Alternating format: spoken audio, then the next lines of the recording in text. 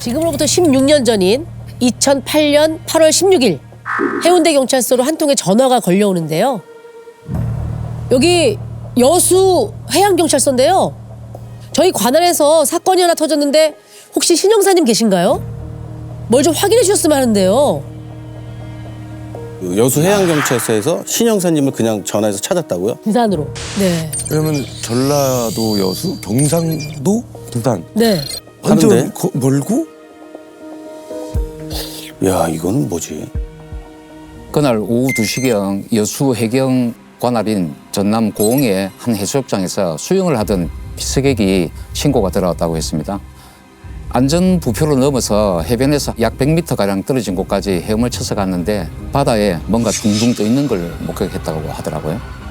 움직임이 없어서 쓰레기인가 했는데 느낌이 영 이상해서 가까이 가보니 사람 시신이었다고 합니다. 시신은 어떤 상태였나요? 해경이 최초 시신을 수습했는데 시신 군데군데 시멘트가 발라져 있었다고 했습니다. 몸은 철사로 감겨 있었고요. 철사를 풀어보니까 양손이 뒤로 결박되어 있었고 양손과 발, 얼굴까지 청테이프로 칭칭 감겨져 있었다고 합니다. 사망자는 속옷만 입은 남성이었고 시신이 이미 부패가 진행 중이었다고 하고요. 철사는 왜 또 감았을까? 온몸에 철사를 감은 것은 반죽한 시멘트를 피해자 신체에 잘 붙어서 굳어서 떨어지지 않게 하기 위해서 구조물을 만든 거예요. 철사로 만든 네. 거예요? 그러니까 집 질 때, 아파트 질 때 골조 세우잖아요. 골조 그렇죠, 그런 그렇죠. 것처럼 그 원리를 사람한테 해서 철사로 그러니까. 만든 거예요? 그렇죠. 그렇지. 이게 이제 중간중간 떨어져 있다는 얘기를 들어보면 그게 다 굳기도 전에 수장을 하게 되지 않았나. 네. 계속 물에 떠다니면서 일부가 떨어져 나온 것 같다는 것으로 추정이 됩니다. 그러니까 살아있다고 해도 그렇게 하면은 발버둥조차 치지 못하죠. 그렇죠. 아, 너무 잔인하다. 시신에 다른 뭐 자상 같은 건 없었나요? 9군데 깊은 자상이 어깨와 겨드랑이 등 부위에 있었다고 했습니다. 칼로 찌르고 결박하고? 결박하고 시멘트까지. 근데 저는 왜 이런 거를 보고 신 형사님을 찾았는지 저는 그게 궁금하네요. 그렇죠. 네.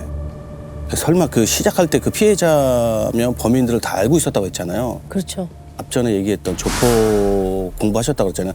그 58명 중에 맞습니다. 지문으로 확인한 결과 부산 해운대구에 사는 30대 후반의 남성이었는데요. 칠성파 행동대원이었습니다. 지금 오늘 사건은 그런 조폭 간의 세력 다툼으로 벌어진 사건입니까? 과연 그럴까요? 오늘 사건의 예단은 금지입니다. 그 누구도 예상하지 못한 상황이 전개될 예정이에요. 그럼 조폭 사건이 아니에요? 아니 이미 그 칠성파의 행동대장이 피해자로 해서 시신으로 나왔고 이제 형사님이 전문가로서 연락까지 온 거면 그쪽으로 가는 거 아닌가 싶은데. 자, 우선 바다 한가운데에서 시신으로 발견된 칠성파 행동대원을 이 씨라고 부르겠습니다. 이씨. 신 형사님은 여수 해경에 전화를 받고 최근 이 씨가 어디서 어떻게 누구와 어울려 지내는지를 알아보기 위해서 조직원들을 만나봅니다. 뭐라고 하던가요? 조직원들은 이 씨가 사라진 것조차 모르고 있었습니다. 아니면 혼자 그 조직을 배신하고 옮겼나? 다른 조직으로. 다른 조직으로. 맞아. 그래서 그렇게 아까 장례식장 그처럼 네, 그런 건 아니었습니다. 이 씨가 4달 전부터 다른 사람들이랑 어울려 다니기 시작했는데 그때부터 갑자기 연락이 뜸했다고 했습니다. 그러면서 2명의 이름을 알려줬는데 제가 아는 이름들이 아니었습니다.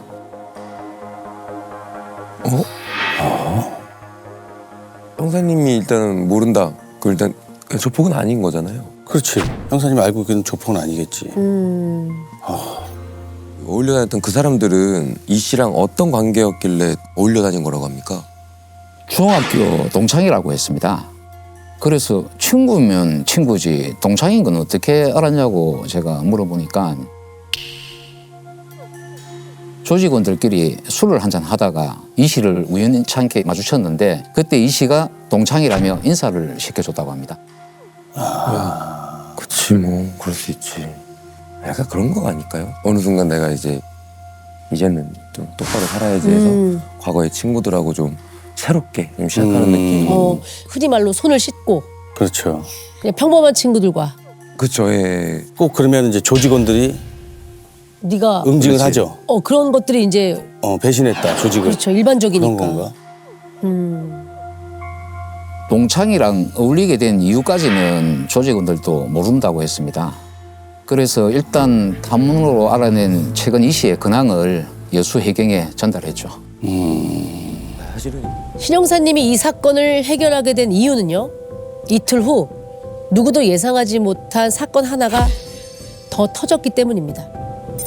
8월 18일 밤 9시 20분경 112로 신고 전화가 들어오는데요.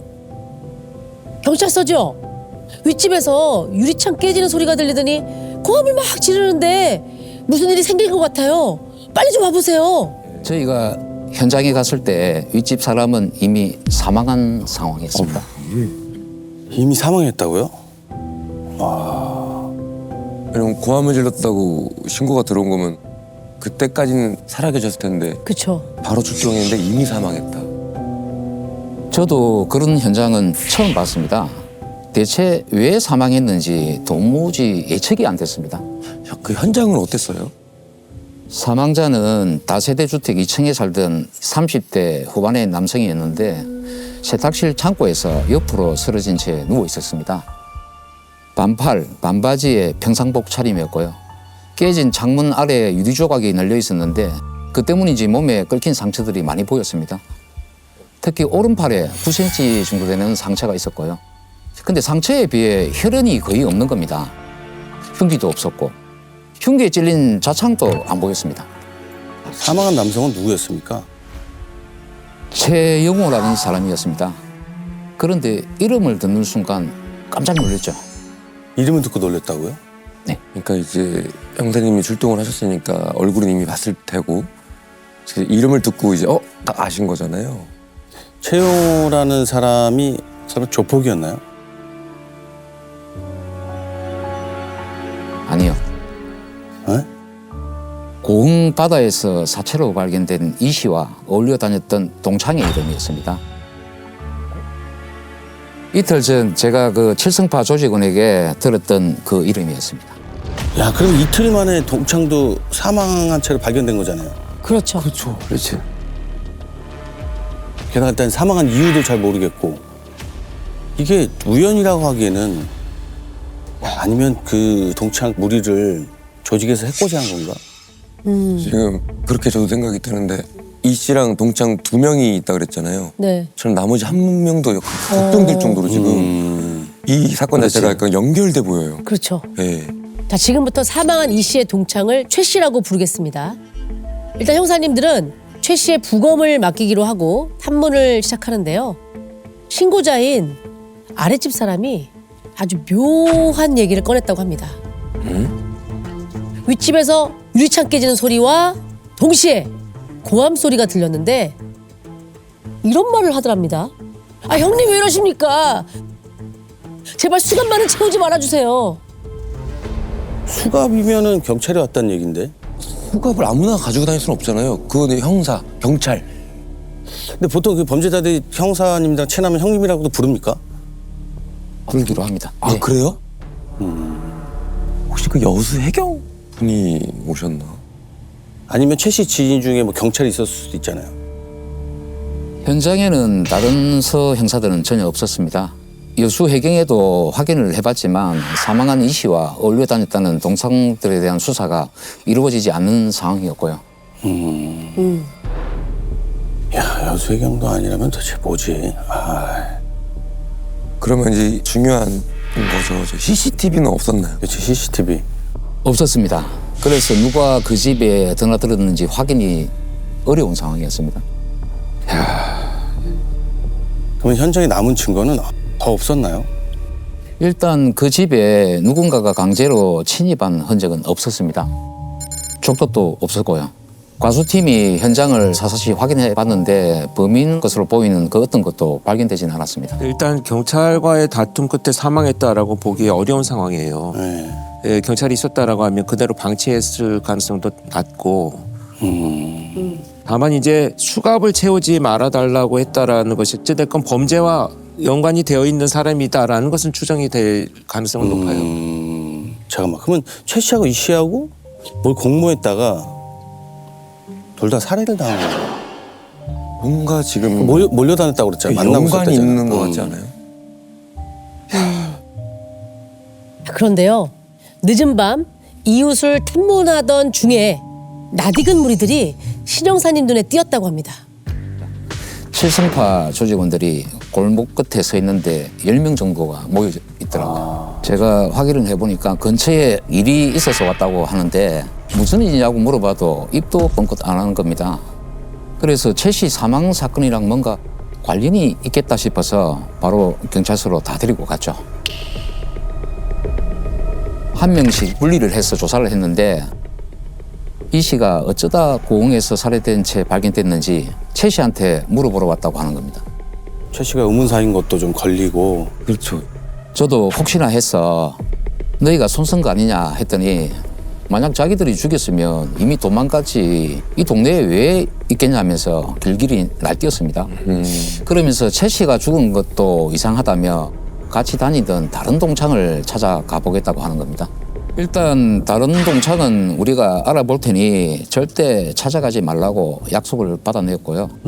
조직원들을 돌려보낸 후에 조직원 이 씨와 동창생 최 씨의 통신 기록을 전부 확인해 봤는데요.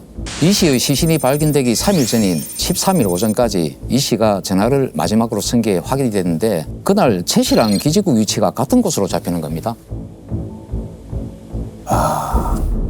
최 씨의 집 인근 기지국이었고요. 또 다른 동창생 있잖아요. 그 동창생의 생사가 지금 너무 중요하지 않습니까? 아, 그렇지, 그렇지. 그 동창도 위험에 처한 걸 수도 있으니까. 그죠? 혹시라도 이제 같이 몰려다녔으니까 그 사건에 휘말려서 또 이렇게 당할 수도 있잖아요. 그치. 그렇죠. 두 사람이 사망한 상황에서 같이 어울려 다니던 또 다른 동창의 안전도 확실할 수는 없었습니다. 그렇죠. 왜냐하면 이 씨의 마지막 휴대전화 기지국 위치에 그 또 다른 동창생도 같이 있었던 게 확인이 됐기 때문입니다. 급히 그 동창생 집으로 가봤는데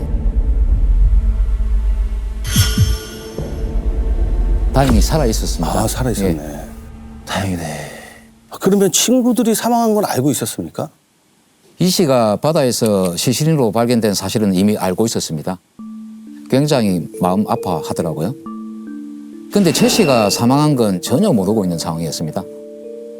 만약 조직원들이 저와의 약속을 어기고 이 사람을 찾아왔다고 해도 이 씨가 사망한 것만 얘기하지 않았을 텐데 어떻게 된 건가 해서 이 사람 통신 내역을 쭉 뽑아봤더니 뭔가 수상한 정황이 잡히는 겁니다. 수상한 정황이요. 그게 뭡니까? 세 명이 거의 매일 전화를 주고받았는데 13일 이후로는 이 씨와 두 사람이 통한 내역이 전혀 없었습니다. 게다가 최 씨 사망 시점 이후에도 이 사람이 최 씨에게 전화를 일체 하지 않았고요. 결국 이제 매일 연락하던 사이인데 최 씨와 이 씨가 각기 사망한 것으로 추정되는 일자부터 전화가 끊어졌다면 더 이상 이 사람들과는 통화가 안 될 것이다라는 것을 알고 있다는 얘기가 되겠죠, 결국. 아, 사망한 걸 이미 알고 있다. 네. 지금부터 셋 중에 유일하게 살아있는 동창을 조 씨라고 부르겠습니다. 조씨. 형사님들은 이 두 사람의 죽음에 조 씨가 무관하지 않다고 판단했고요. 조 씨한테 조심스럽게 임의 동행을 요청합니다. 근데 임의 동행이라면 거부할 수도 있잖아요. 그렇죠. 그렇죠. 거부할 수 있죠. 뭐 찔리는 게 있다면 안 간다고 할 수 있는 거잖아요. 네, 흔쾌히 수사에 응했습니다. 본인이 아는 건 다 얘기하겠다며 저희와 같이 경찰서로 왔습니다. 13일에 셋이서 만나서 뭘 했냐고 물어봤는데요. 최근에 두 사람을 만난 적이 없다고 하는 겁니다. 이상한데? 기지국이 같이 잡혔었잖아요. 근데 거짓말을 한다? 그거는 수상해지죠. 네. 조 씨가 사망한 최 씨 집과 200m 거리에 살아서 기지국이 같이 잡힐 수도 있는 상황이었습니다.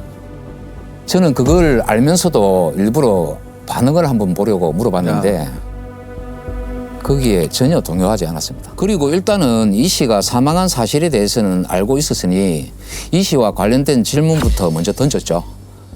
최근에 이 씨한테 무슨 일이 있었냐? 조폭인 이 씨가 당신들과 어울려 다닌 이유가 뭐냐고 물어보니까 자기는 이 씨랑 친하지 않아서 잘 모른다고 하는 겁니다. 이 씨와 동창이란 사실은 반년 전쯤에 최 씨를 통해서 알게 되었다고 했습니다. 설 연휴쯤 최 씨랑 있다가 우연히 이 씨를 만나게 됐는데 그때 최 씨가 같은 학교를 나온 친구라며 인사를 시켜줬다고 했고요. 최 씨랑 동업을 하고 있었는데 이 씨가 가끔 도움을 줘서 어울려 다닌 거라고 했습니다. 야, 동창인 줄 몰랐다가 알게 됐다.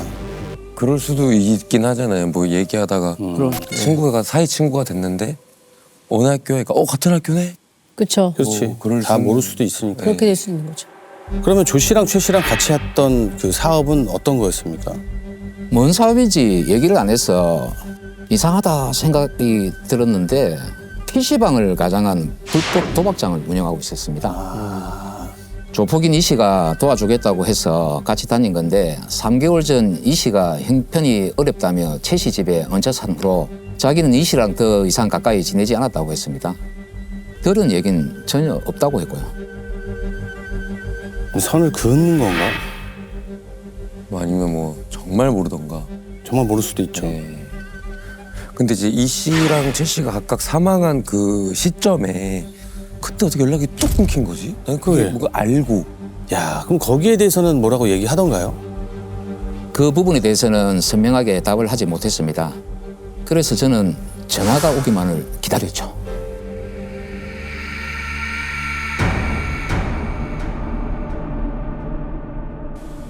전화요? 네, 무슨 전화가 오기를 기다렸다. 깜짝이야. 깜짝이야.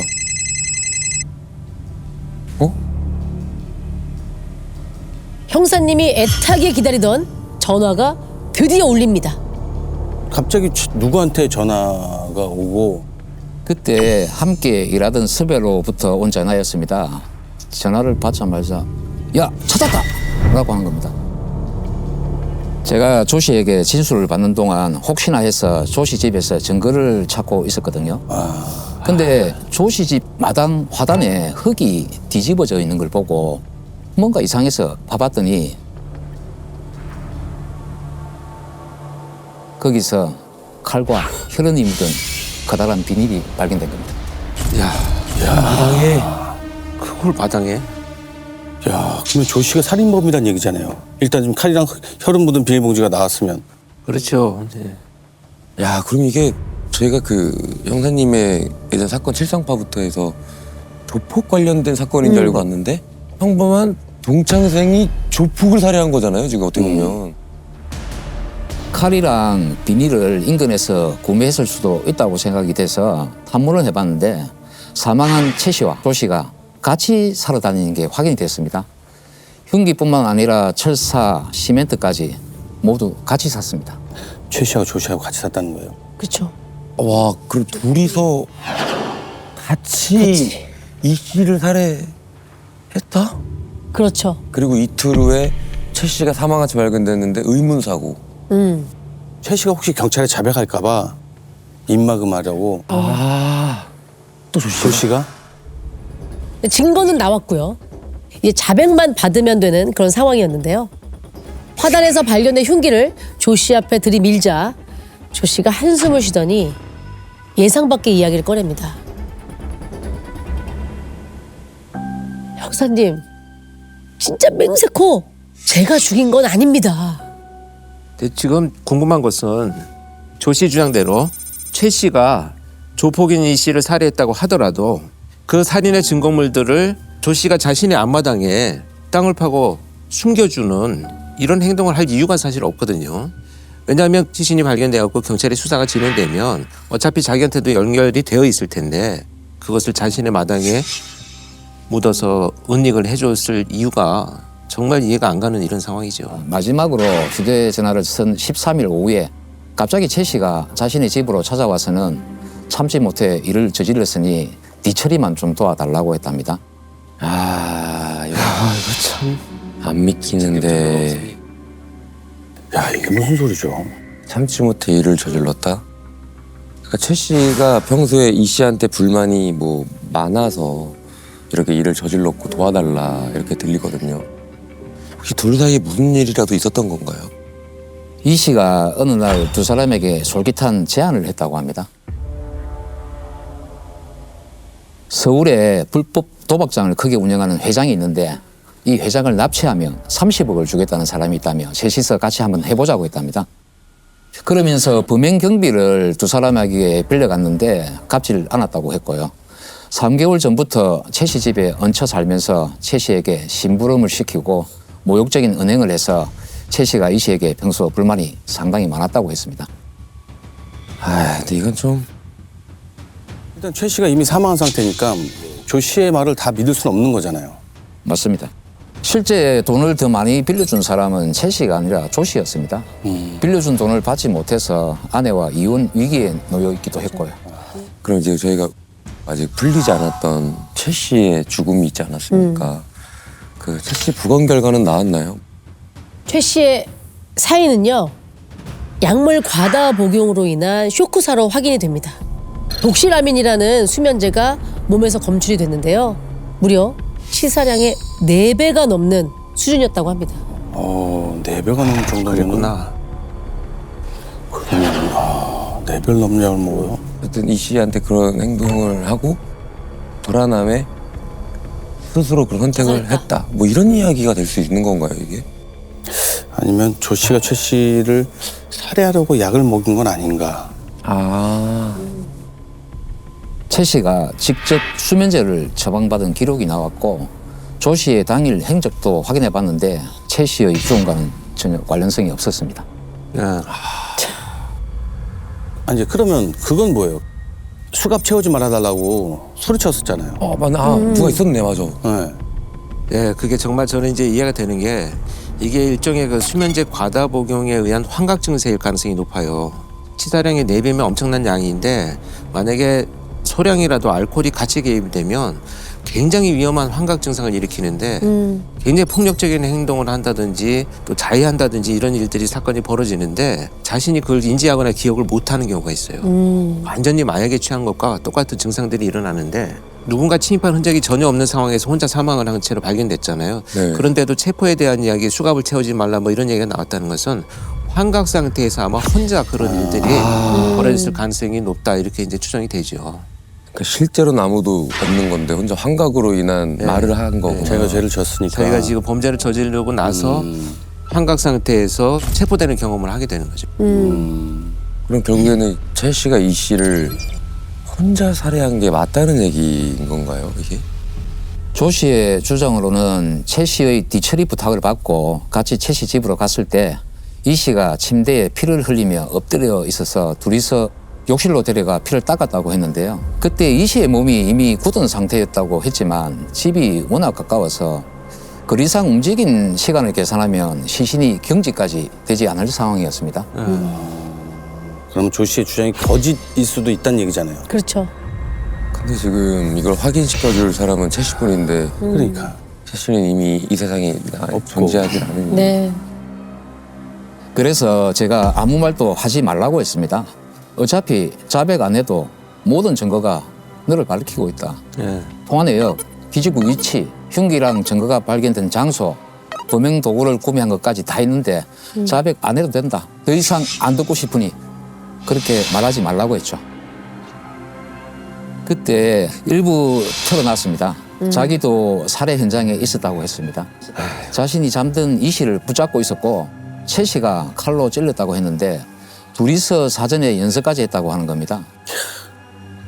이불을 둘둘 말아서 칼로 찔러봤는데 손이 미끄러져서 칼 손잡이에 미리 테이프까지 말았다고 했고요. 이건 그냥 이게 조 씨의 자백만으로 상황이 만들어진 건데 사실 이게 반대였을 수도 있잖아요. 그러니까. 그렇죠. 예. 마지막에 누가 칼을 잡았는지 예.